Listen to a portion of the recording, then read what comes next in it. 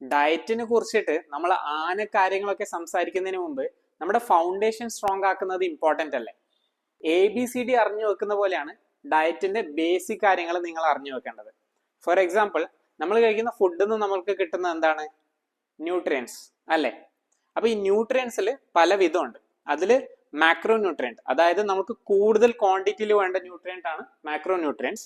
അതേപോലെ നമുക്ക് ചെറിയ അളവിൽ മില്ലിഗ്രാം ക്വാണ്ടിറ്റിയിൽ വേണ്ട ന്യൂട്രിയന്റിനാണ് പറയുന്നത് മൈക്രോ ന്യൂട്രിയൻസ്.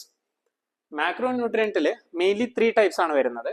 ഒന്ന് കാർബോഹൈഡ്രേറ്റ്, രണ്ടാമതായിട്ട് പ്രോട്ടീൻ, മൂന്നാമതായിട്ട് ഫാറ്റ്സ്.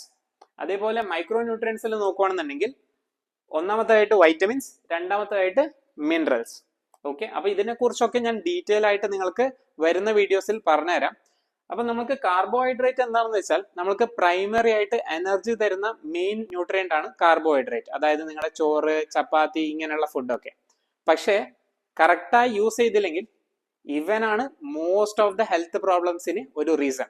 അപ്പൊ അതെന്തൊക്കെയാണെന്നൊക്കെ ഞാൻ അടുത്ത വീഡിയോസിൽ പറഞ്ഞുതരാം. നമ്മുടെ ട്രാൻസ്ഫോർമേഷൻ സീരീസിലെ വീഡിയോസ് മിസ്സാവാതിരിക്കാൻ വേണ്ടിയിട്ട് അക്കൗണ്ട് ഇപ്പൊ തന്നെ ഫോളോ ചെയ്ത് വെച്ചോളൂ. ബൈ.